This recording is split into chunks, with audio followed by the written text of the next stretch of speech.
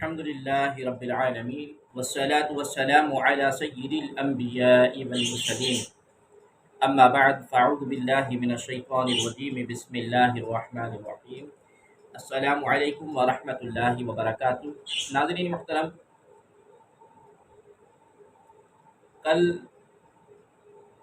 ایک دو دن قبل ہم نے مسئلہ باغ فدق کے متعلق ہم نے عرض کیا تھا۔ پارٹ نمبر 2 میں ہم حاضر ہوئے تھے۔ آج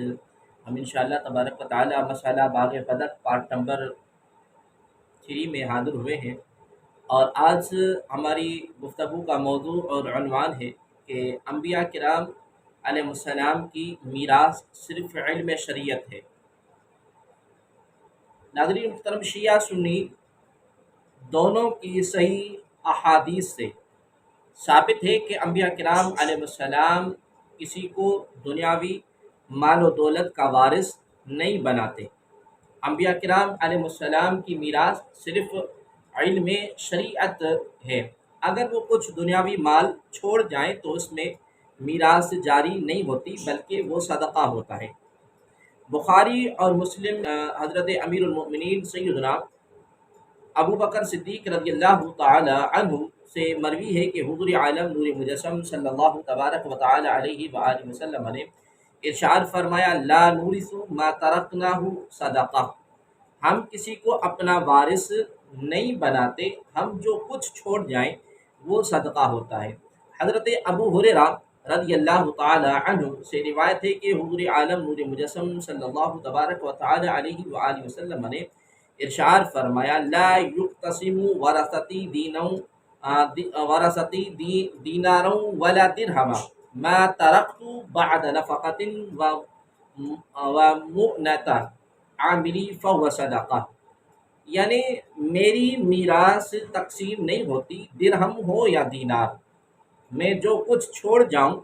میری ازواج اور عاملوں کا خرچ نکالنے کے بعد وہ صدقہ ہے۔ حضرت اما عائشہ صدیقہ رضی اللہ تعالی عنہ فرماتی ہیں کہ حضور کے وصال کے بعد ازواج مطہرات نے حضرت عثمان کے ذریعے حضور کے مال سے اپنا حصہ تقسیم کروانے کا ارادہ کیا، تو حضرت سیدہ اما عائشہ صدیقہ رضی اللہ تعالی عنہ فرماتی ہیں کہ الیس قد قال رسول اللہ صلی اللہ علیہ وسلم لا نورث ما ترکناہ صدقہ، کیا حضور نبی اکرم صلی اللہ علیہ وآلہ وسلم نے یہ نہیں فرمایا کہ ہم کسی کو اپنے مال کا وارث نہیں بناتے، ہم جو کچھ چھوڑ جائیں وہ صدقہ ہے؟ جب حضرت سیدہ ام المؤمنین ام عائشہ صدیقہ رضی اللہ تعالی عنہ نے حضور علیہ السلام کی حدیث سنائی تو ازواج مطہرات نے میراث طلب کرنے کا ارادہ ملتوی کر دیا۔ حضرت عمر بن حارث سے روایت ہے کہ وہ کہتے ہیں کہ حضور عالم نور مجسم صلی اللہ تبارک و تعالی علیہ وآلہ وسلم نے بوقت وصال درہم و دینار، غلام، لونڈی نہیں چھوڑے مگر الا بغلۃ البیضاء وصلاحہ وارضا جعلها صدقہ، ایک سفید خچر، ہتھیار اور کچھ زمین، سب کو آپ نے صدقہ بنا کر چھوڑا تھا۔ اسی طرح مالک بن اوس سے مروی ہے کہ حضرت سیدنا فاروق اعظم رضی اللہ تعالی عنہ نے مجمع صحابہ میں، جن میں حضرت عباس، حضرت عثمان، عبد الرحمن بن عوف، سعد بن عوام، سعد بن ابی وقاص رضوان اللہ علیہم اجمعین موجود تھے، سب کو قسم دے کر کہا، کیا تم جانتے ہو کہ حضور عالم نور مجسم صلی اللہ علیہ وآلہ وسلم نے فرمایا ہم کسی کو وارث نہیں بناتے؟ تو سب نے اقرار کیا کہ حضور علیہ السلام نے ایسا فرمایا ہے۔ اب روایت سیاہ شیعہ اہل تشیع کی احادیث اور روایات بھی آپ ملاحظہ فرمائیں۔ ان ابی عبداللہ علیہ السلام قال قال رسول اللہ صلی اللہ علیہ وسلم ان العلماء ورثۃ الانبیاء وان الانبیاء لم یورثوا دینارا ولا درہما ولکن اورثوا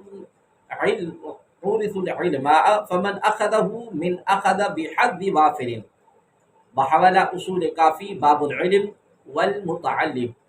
یعنی امام جعفر صادق علیہ السلام سے روایت ہے کہ رسول اللہ صلی اللہ علیہ وآلہ وسلم نے ارشاد فرمایا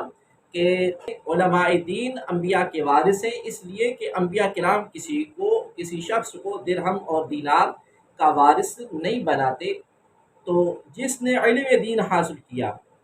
اس نے بہت کچھ حاصل کیا۔ ایک اور روایت ہے کہ ان ابی عبداللہ علیہ السلام قال ان العلماء ورثۃ الانبیاء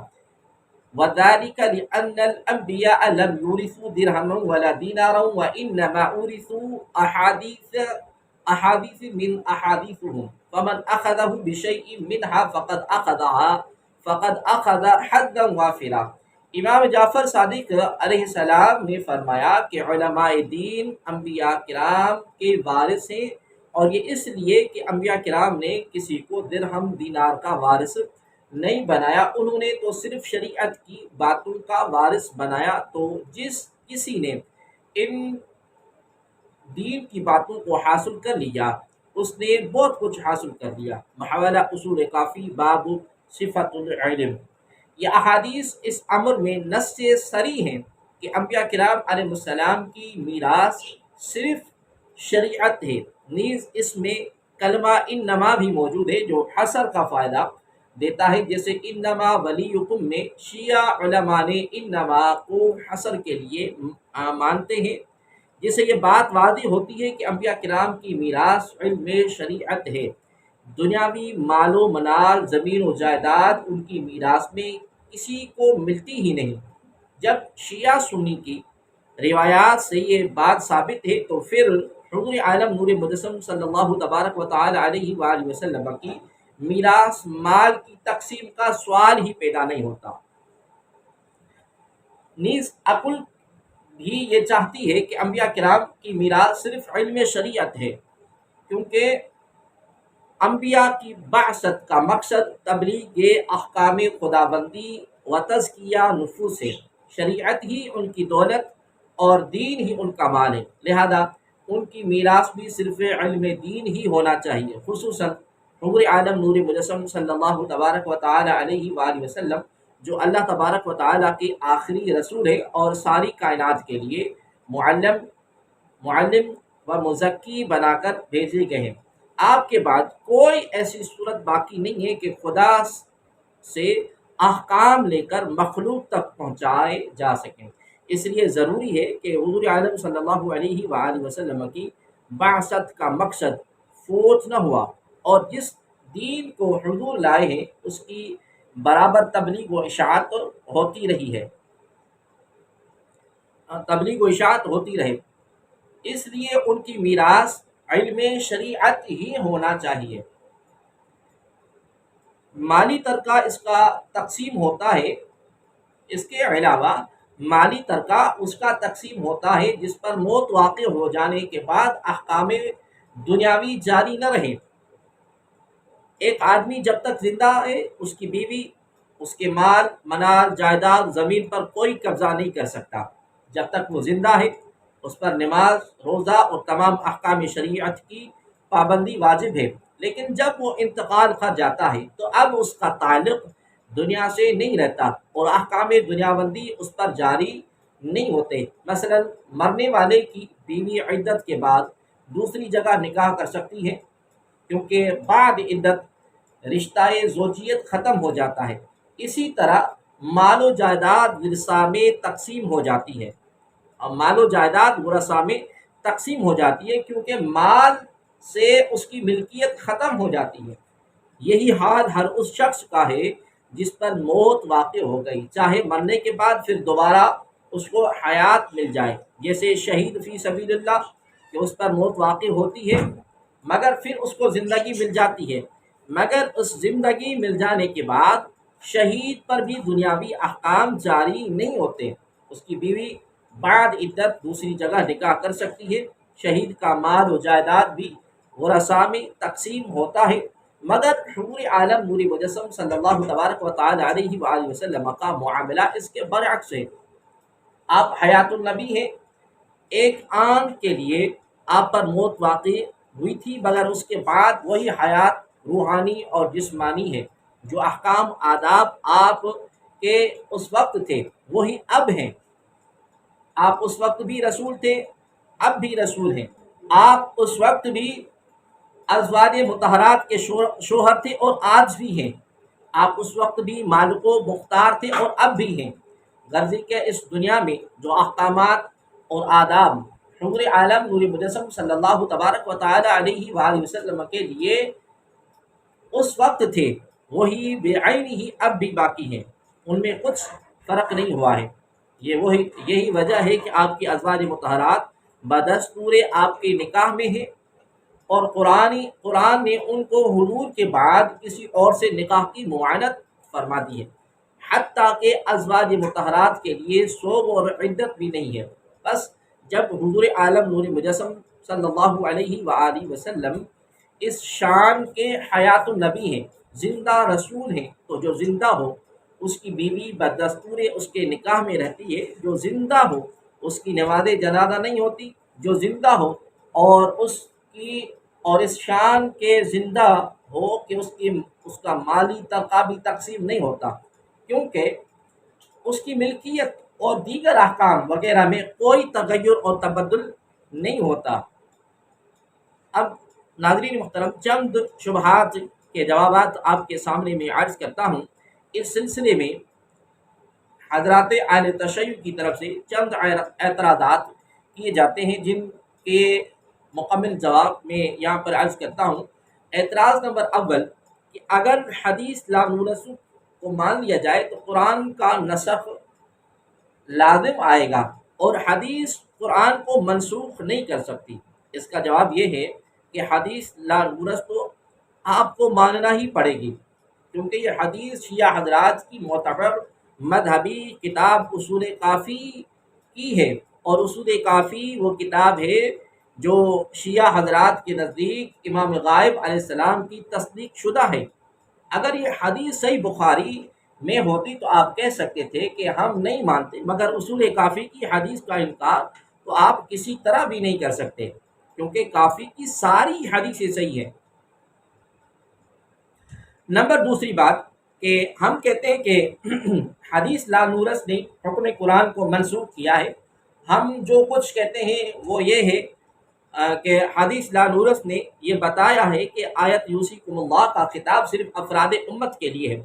حضور علیہ الصلوۃ والسلام اس خطاب میں شامل نہیں ہے، کیونکہ امام جعفر صادق کہتے ہیں کہ حضور علیہ الصلوۃ والسلام نے فرمایا کہ انبیاء کسی کو اپنا وارث نہیں بناتے، تو حدیث لا نورس تو صرف حکم قرآن کی تفسیر کی ہے، مفسر منسوخ نہیں کیا، اور حدیث رسول کا قرآن کے اجمال و ابہام کی وضاحت کرنا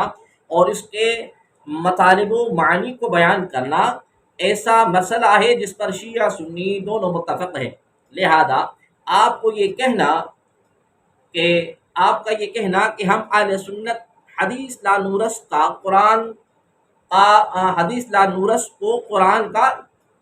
قرآن کا ناسخ مانتے ہیں، یہ افتراء محض ہے۔ اب دوسرا سوال یہ ہوتا ہے کہ اس حدیث کو بیان کرنے والے صرف ابو بکر ہیں، چونکہ وہ ایک فریق کی حیثیت میں ہیں، اس لیے ان کی بات کیسے مان لی جائے؟ اس کا جواب یہ ہے کہ لیکن آپ کے سامنے حضرت سیدنا ابو بکر صدیق رضی اللہ تعالی عنہ کی روایت کردہ حدیث کون پیش کرتا ہے؟ جو حدیث شیعہ کے مقابلے میں پیش کی جا رہی ہے وہ تو اصول کافی کی حدیث ہے، جس کے راوی حضرت امام جعفر صادق علیہ السلام ہیں، امام جعفر صادق رضی اللہ تعالی عنہ ہیں۔ وہ روایت کرتے ہیں کہ حضور عالم نور مجسم صلی اللہ تبارک و تعالی علیہ وسلم نے ارشاد فرمایا کہ انبیاء کرام کسی کو درہم و دینار کا وارث نہیں بناتے، لہذا حدیث زیر بحث کو آپ کو یہ کہہ کر نظر انداز کرنے کا حق ہی نہیں ہے کہ یہ تو ابو بکر کی روایت ہے، یہ تو ابو بکر کی روایت کردہ حدیث ہے، کیونکہ مخالف کے سامنے اس کی کتاب کا حوالہ دیا جاتا ہے۔ نمبر دوسری بات، یہ بھی غلط ہے کہ اس حدیث کے راوی صرف حضرت ابو بکر ہیں، کیونکہ اس حدیث کو حضرت سیدنا صدیق اکبر رضی اللہ تبارک و تعالی عنہ کے علاوہ بڑے بڑے صحابہ کرام، مثلا حضرت سیدنا مولا کائنات مولا علی مشکل کشا شیر خدا، حضرت فاروق اعظم، عثمان غنی، حضرت عباس، حضرت عبد الرحمن بن عوف، طلحہ، زبیر، سعد بن ابی وقاص، ابو ہریرہ، سیدہ عائشہ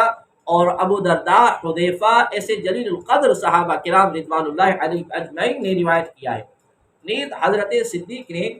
مجمع صحابہ میں اس حدیث کو پیش کر کے اور قسم دے کر اس کی تصدیق کرائی ہے۔ ان میں حذیفہ تو وہ ہیں جن کے متعلق ملا عبداللہ مشہدی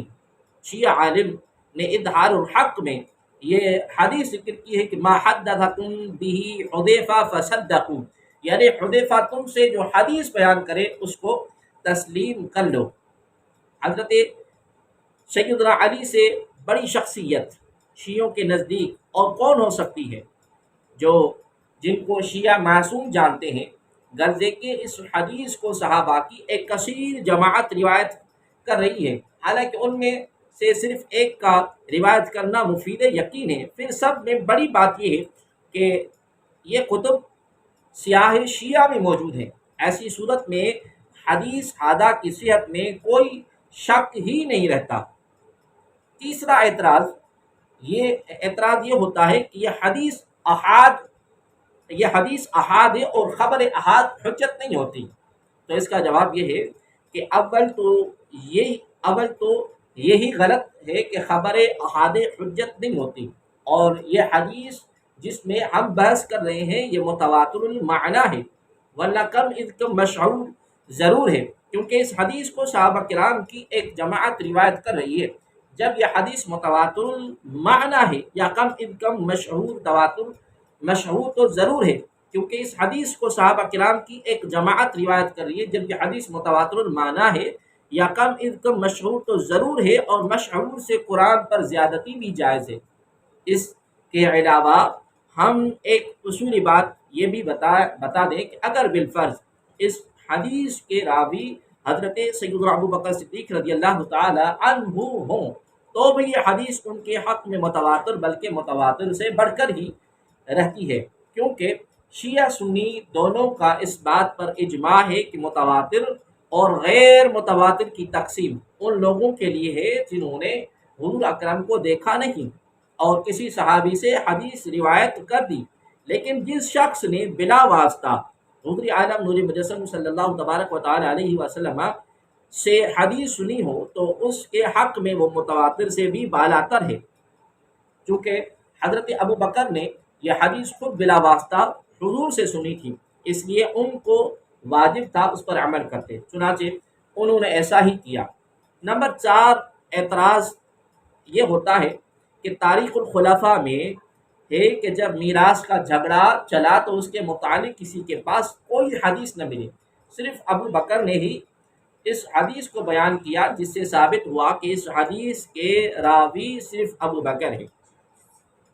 اس کا جواب یہ ہے کہ تاریخ الخلفاء ایک تاریخی کتاب ہے، اس میں جو واقعات درج ہیں وہ قرآن و حدیث کی طرح نہیں ہے۔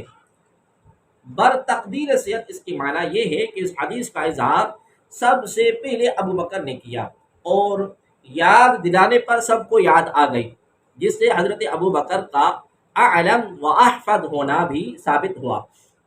چنانچہ بخاری میں ہے کہ جب حضرت ابو بکر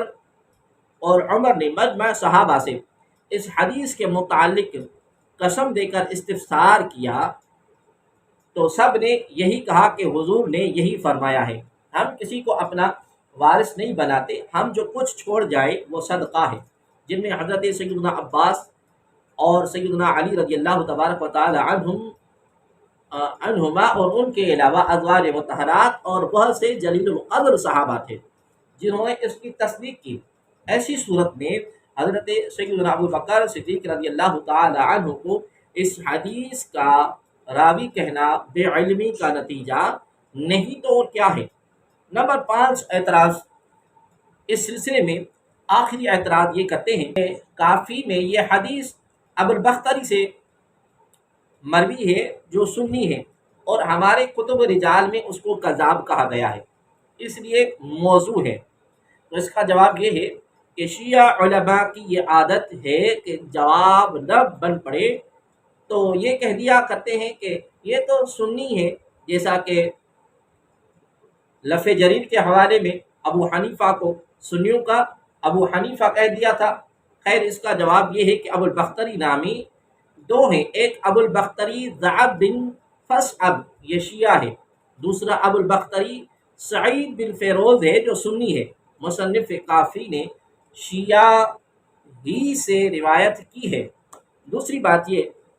کہ جو کافی میں ہے اس میں ابو البختری کا نام ہی نہیں ہے، اور اس میں تو سب کے سب شیعہ راوی ہیں، آپ اس کو لے لیجئے اور دوسری کو چھوڑ دیجئے۔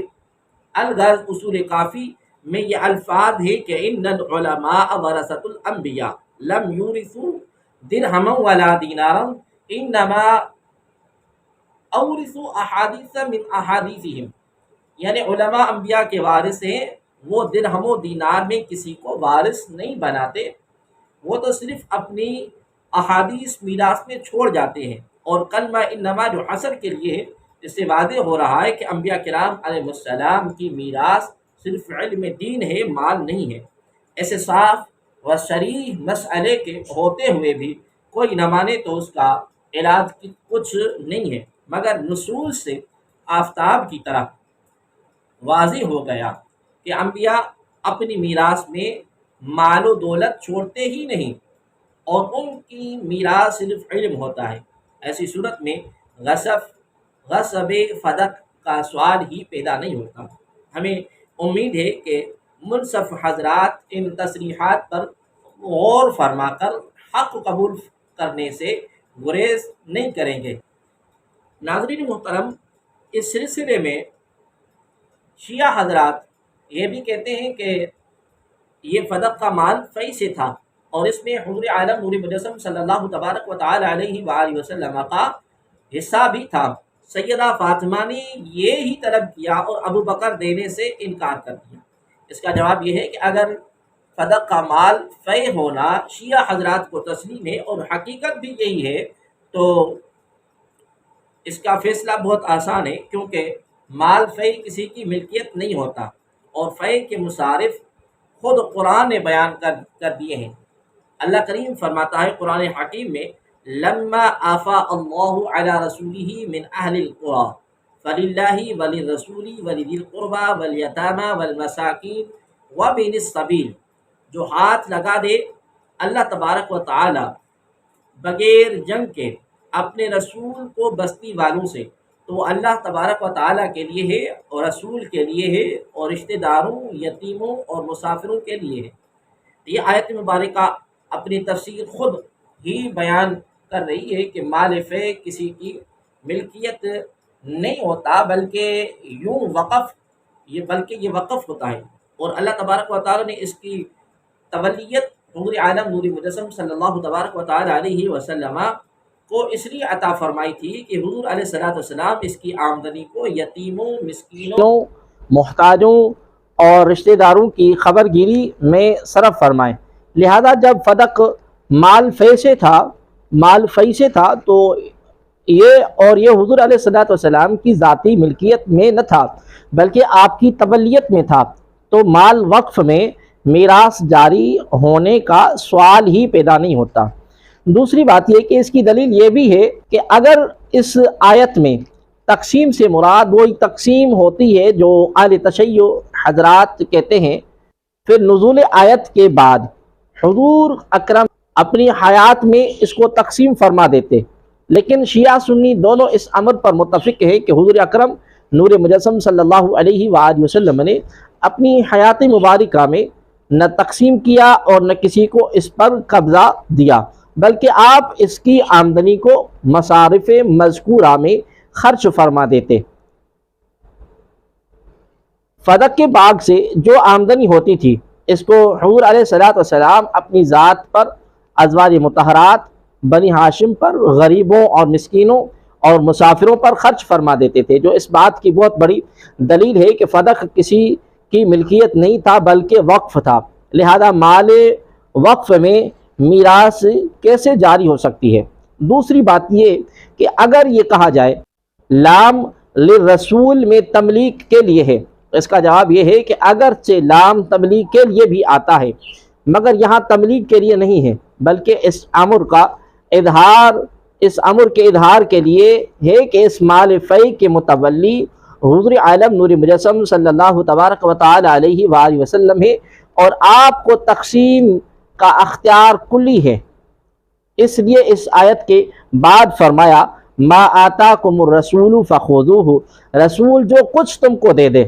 اس کو قبول کر لو۔ اس کے بعد قرآن پاک نے یہ بھی تصریح کی ہے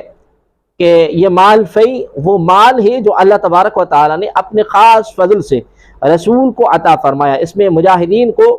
مجاہدین کی کوششوں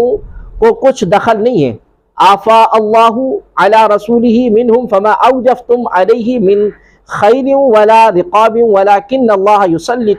رسلہ علی من یشاء، جو غنیمت دلائی اللہ نے اپنے رسول کو ان سے تو تم نے ان پر نہ اپنے گھوڑے دوڑائے اور نہ اونٹ، ہاں اللہ تبارک و تعالیٰ قابو میں دے دیتا ہے اپنے رسولوں کو جس کو چاہتا ہے۔ اس آیت سے یہ بھی ثابت ہو گیا کہ مال فی وہ مال غنیمت ہے جو بلا جنگ و جدال ہاتھ